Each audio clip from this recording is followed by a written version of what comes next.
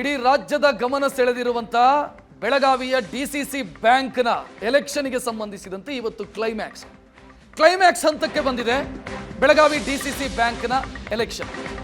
ಇವತ್ತು ಬೆಳಗಾವಿ ಡಿಸಿಸಿ ಬ್ಯಾಂಕ್ನ ಅಧ್ಯಕ್ಷ ಉಪಾಧ್ಯಕ್ಷ ಚುನಾವಣೆ ನಡೆಯೋದಕ್ಕಿದೆ. ಜಾರಕಿಹೊಳಿ ಬಣ ವರ್ಸಸ್ ಸವದಿ ಕತ್ತಿ ಬಣ, ಯಾರಿಗೆ ಅವಕಾಶ ಸಿಗತ್ತೆ ಅನ್ನುವಂಥ ಪ್ರಶ್ನೆ. ಕಾಂಗ್ರೆಸ್ ನಾಯಕರಿಗೆ ಅಧ್ಯಕ್ಷ ಉಪಾಧ್ಯಕ್ಷ ಪಟ್ಟ ಸಿಗಬೇಕು ಅಂತ ಸಿಎಂ ಸೂಚನೆಯನ್ನ ಕೊಟ್ಟಿದ್ದಾರೆ. ಸತೀಶ್ ಜಾರಕಿಹೊಳಿ ಮತ್ತು ಲಕ್ಷ್ಮಣ ಸವದಿ ಅವರಿಗೆ ಈ ಸೂಚನೆ ಹೋಗಿದೆ. ಸಿಎಂ ಎಂಟ್ರಿಯ ಕಾರಣಕ್ಕಾಗಿ ಇಕ್ಕಟ್ಟಿಗೆ ಸಿಲುಕಿದೆ ಉಭಯ ಬಣಗಳು ಕೂಡ. ಕಾಂಗ್ರೆಸ್ ಶಾಸಕರನ್ನ ಕಣಕ್ಕಿಳಿಸೋದಕ್ಕೆ ಸವದಿ ಕತ್ತಿ ಬಣ ನಿರ್ಧಾರವನ್ನ ಮಾಡಿದೆ. ಗಣೇಶ್ ಹುಕ್ಕೇರಿ ಅಧ್ಯಕ್ಷ ಸ್ಥಾನಕ್ಕೆ ಸ್ಪರ್ಧಿಸೋ ಸಾಧ್ಯತೆಗಳಿದ್ದಾವೆ.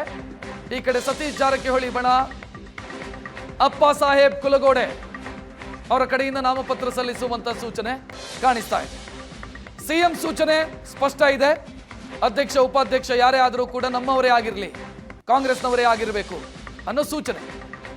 ಇದರ ಬೆನ್ನಿಗೆ ತಂತ್ರಗಾರಿಕೆಗಳು ನಡೀತಾ ಇದ್ದಾವೆ. ನಂಬರ್ಸು ಜಾರಕಿಹೊಳಿ ಟೀಮ್ ಪರವಾಗಿದೆ. ಆದರೆ ಕೊನೆಯ ಕ್ಷಣದಲ್ಲೇನಾದರೂ ಬದಲಾವಣೆಗಳಾಗತ್ತಾ, ಮ್ಯಾಜಿಕ್ ನಡೆಯುತ್ತಾ, ಇದರ ಬಗ್ಗೆ ಎಲ್ಲ ಚರ್ಚೆಗಳು ನಡೀತಾ ಇದೆ.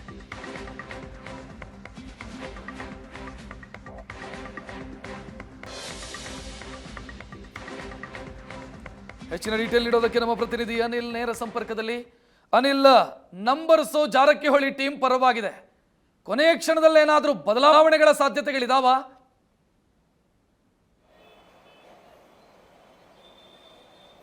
ಹೌದು ರಕ್ಷತ್, ಏನು ಬೆಳಗಾವಿ ಡಿಸಿಸಿ ಬ್ಯಾಂಕ್ನ ಚುನಾವಣೆ ಏನಿದೆ ಈಗ ಕ್ಲೈಮ್ಯಾಕ್ಸ್ ಹಂತಕ್ಕೆ ತಲುಪಿರುವಂಥದ್ದು.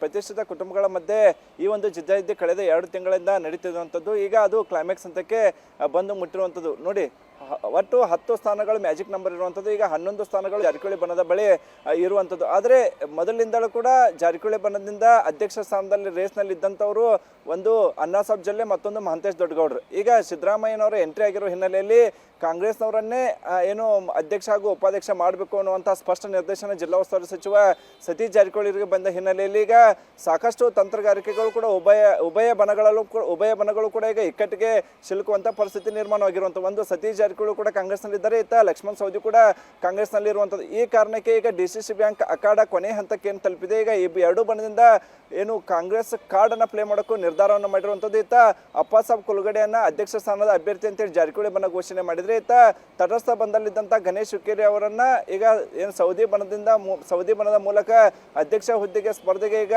ಎಲ್ಲ ರೀತಿಯ ತಂತ್ರಗಾರಿಕೆಯನ್ನ ಮಾಡ್ಕೋತಿರುವಂಥದ್ದು. ಹೀಗಾಗಿ ಇತ್ತ ಸೌದಿ ಬಣದಿಂದ ಗಣೇಶ್ ಹುಕ್ಕೇರಿ ಅಧ್ಯಕ್ಷ ಸ್ಥಾನಕ್ಕೆ ಕಣಕ್ಕಿಳಿದೆ, ಇತ್ತ ಅಪ್ಪಾಸಾಬ್ ಕುಲಗಡೆ ಕಣಕ್ಕಿಳಿತಾರೆ. ಹೀಗಾಗಿ ಸಹಜವಾಗಿ ಈ ಜಲ್ಲೆ ಅವರು ಏನು ಅಧ್ಯಕ್ಷ ಸ್ಥಾನದ ಆಕಾಂಕ್ಷಿ ಇದ್ರು ಅವರೆಲ್ಲರೂ ಕೂಡ ಅಲ್ಲಿಂದ ಅತೃಪ್ತರಾಗಿ ಅಲ್ಲಿಂದ ಬೇಜಾರಾಗಿ ಈ ಕಡೆ 3 ಜನ ಈ ಕಡೆ ಬರ್ತಾರೆ ಅನ್ನುವಂತಹ ಲೆಕ್ಕಾಚಾರದಲ್ಲಿ ಈಗ ಸೌದಿ ಬಣ ಇರುವಂಥದ್ದು. ಈಗ 7 ಸ್ಥಾನಗಳು ಅಂದರೆ 5 ಸ್ಥಾನ ಈಗಾಗಲೇ ಸೌದಿ ಬಣದ ಕಡೆ ಇರುವಂಥದ್ದು. ಇಬ್ಬರು ಏನು ನಾಮಿನಿ ಆಗಿದ್ದಾರೆ, ನಾಮನಿರ್ದೇಶಿತ ನಿರ್ದೇಶಕರಾಗಿ ಏನು ಆಯ್ಕೆ ಆಗಿದ್ದಾರೆ, ಅವರು ಕೂಡ ನಮಗೆ ಬೆಂಬಲ ಕೊಡ್ತಾರೆ ಅನ್ನುವಂಥ ವಿಶ್ವಾಸದಲ್ಲಿ ಈಗ ಲಕ್ಷ್ಮಣ್ ಸವದಿ ಹಾಗೂ ರಮೇಶ್ ಕತ್ತಿ ಇರುವಂಥದ್ದು. ಹೀಗಾಗಿ ಅಲ್ಲಿರ್ತಕ್ಕಂಥ 3 ಬಿಜೆಪಿ ನಾಯಕರು, ಒಂದು ಅಣ್ಣಾಸಾಬ್ ಜಲ್ಲೆ, ಮತ್ತೊಂದು ಮಹಂತೇಶ್ ದೊಡ್ಡಗೌಡ್ ಹಾಗೂ ಅರವಿಂದ್ ಪಾಟೀಲ್, ಈ 3 ಬಂದರೆ ಇವರ ಮ್ಯಾಜಿಕ್ ನಂಬರ್ 10 ಆಗುತ್ತೆ. 10 ಆದರೆ ನಮ್ಮವರೇ ಅಂದರೆ ಗಣೇಶ್ ಹುಕ್ಕೇರಿನೇ ಅಧ್ಯಕ್ಷ ಆಗ್ತಾನೆ ಅನ್ನುವಂತಹ ಲೆಕ್ಕಾಚಾರದಲ್ಲಿ ಸೌದಿ ಬಣ ಇರುವಂಥದ್ದು. ಹೀಗಾಗಿ ಕೊನೆಯ ಕ್ಷಣದವರು ಕೂಡ ಜಾರಕಿಹೊಳಿ ಬಣದಿಂದ ಅಪ್ಪಾಸಾಬ್ ಕುಲಗಡೆ ಅವರನ್ನೇ ಅಂತಿಮ ಮಾಡ್ತಾರೆ, ಅಥವಾ ಅಣ್ಣಾಸಾಬ್ ಜಲ್ಲೆ ಅವರನ್ನ ಅಧ್ಯಕ್ಷನ ಮಾಡಿದ್ರೆ ಇತ್ತ ಜಾರಕಿಹೊಳಿ ಬಣ ಗೆದ್ದಂಗಾಗುತ್ತೆ.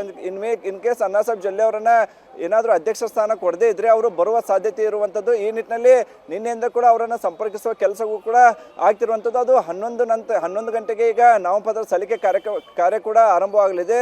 ಮಧ್ಯಾಹ್ನ 3 ಗಂಟೆವರೆಗೆ ಬೆಳಗಾವಿ ಡಿಸಿಸಿ ಬ್ಯಾಂಕ್ ಯಾರ ಪಾಲಿಗೆ, ಯಾರ ಬಣಕ್ಕೆ ಯಾರು ಆಗ್ತಾರೆ ಅನ್ನೋದು ಕೂಡ ಸ್ಪಷ್ಟ ಚಿತ್ರಣ ಹೊರಬರಲಿದೆ. ಆದರೆ ಜಿಲ್ಲಾ ರಾಜಕಾರಣದಲ್ಲಿ ಈ ಬಾರಿ ಡಿಸಿಸಿ ಬ್ಯಾಂಕ್ ಚುನಾವಣೆ ಇತ್ತು, ಸಾಕಷ್ಟು ಸದ್ದನ ಮಾಡಿತ್ತು, ರಾಜ್ಯದ ಗಮನವನ್ನು ಸೆಳೆಯಿತು. ಈಗ ಅದಕ್ಕೆ ಕ್ಲೈಮ್ಯಾಕ್ಸ್ ಹಂತಕ್ಕೆ ತಲುಪಿರುವಂಥದ್ದು. 3 ಗಂಟೆಗೆ ಅಧ್ಯಕ್ಷ ಯಾರು ಆಗ್ತಾರೆ ಅನ್ನೋದು ಸ್ಪಷ್ಟವಾಗಿ ಗೊತ್ತಾಗಲಿದೆ. ಮತ್ತೊಂದೆಡೆ ಬಾಲಚಂದ್ರ ಜಾರಕಿಹೊಳಿ ಕೂಡ ಈ ಒಂದು ಅವಕಾಶವನ್ನು ಸದುಪಯೋಗ ಪಡಿಸ್ಕೋಬೇಕು ಕೊಡುವ ನಿಟ್ಟಿನಲ್ಲಿ ಕೂಡ ಸಾಕಷ್ಟು ಲೆಕ್ಕಾಚಾರನ ಹಾಕ್ತಿರುವಂಥದ್ದು. ನೋಡಿ, ಉಮೇಶ್ ಕತ್ತಿ, ಸುರೇಶ್ ಅಂಗಡಿ, ಆನಂದ್ ಮಾಮ್ನಿ ಕಳೆದ 3 ವರ್ಷದ ಅವಧಿಯಲ್ಲಿ ನಿಧನ ಹೊಂದಿರುವಂಥದ್ದು. ಹೀಗಾಗಿ ಬಿಜೆಪಿಗೆ ನಾಯಕತ್ವ ಕೊರತೆ ಕೂಡ ಇರುವಂಥದ್ದು. ಹೀಗಾಗಿ ಕಾಂಗ್ರೆಸ್ ಸರ್ಕಾರದಲ್ಲಿ ಸರ್ಕಾರ ಕಾಂಗ್ರೆಸ್ ಇದ್ರೂ ಕೂಡ ನಾವು BJP ಅವರನ್ನೇ ಅಧ್ಯಕ್ಷನ ಮಾಡಿದ್ವಿ ಅನ್ನುವಂಥ ಸಂದೇಶವನ್ನು ರಾಜ್ಯ ಹಾಗೂ ಕೇಂದ್ರ ಹೈಕಮಾಂಡ್ಗೆ ಕಳಿಸುವ ನಿಟ್ಟಿನಲ್ಲಿ ಬಾಲ್ಚಂದ್ ಜಾರಕಿಹೊಳಿ ಅವರು ಕೂಡ ತಂತ್ರಗಾರಿಕೆಯನ್ನು ಮಾಡ್ತಿದ್ದಾರೆ. ಆ ಮೂಲಕ ಅಣ್ಣಾಸಾಹೇಬ್ ಜೊಲ್ಲೆ ಅವರ ಬೆನ್ನಿಗೂ ಕೂಡ ಬಾಲ್ಚಂದ್ ಜಾರಕಿಹೊಳಿ ನಿಂತಿದ್ದಾರೆ. ಆದರೆ CM ಅವರ ಆದೇಶವನ್ನು ಪಾಲಿಸ್ತಾರಾ ಅಥವಾ ಸ್ವಂತ ನಿರ್ಧಾರ ತೆಗೆದುಕೊಂಡು ಈ ಅಣ್ಣಾಸಾಹೇಬ್ ಜೊಲ್ಲೆ ಅವರನ್ನು ಅಧ್ಯಕ್ಷ ಮಾಡ್ತಾರ ಅನ್ನೋದು ಕೂಡ ಈಗ ಕುತೂಹಲ ಇರುವಂಥದ್ದು. ಯಾಕಂದರೆ ರಾಜ್ಯ ರಾಜಕಾರಣ ಒಂದು ಲೆಕ್ಕ ಆದರೆ ಬೆಳಗಾವಿ ರಾಜಕಾರಣ ಕೂಡ ಒಂದು ಲೆಕ್ಕ ಆಗಿರುವಂಥದ್ದು. ಹೀಗಾಗಿ ಕಾಂಗ್ರೆಸ್ಗೆ ಶಾಕ್ ಕೊಡೋಕ್ಕೆ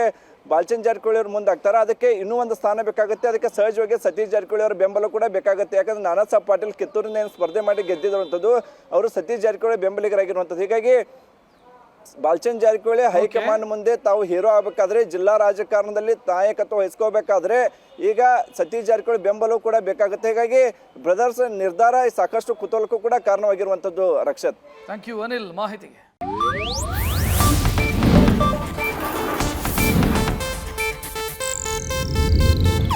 ಇದು ಏಷ್ಯಾನೆಟ್ ನ್ಯೂಸ್ ನೆಟ್ವರ್ಕ್ ಪ್ರಸ್ತುತಿ.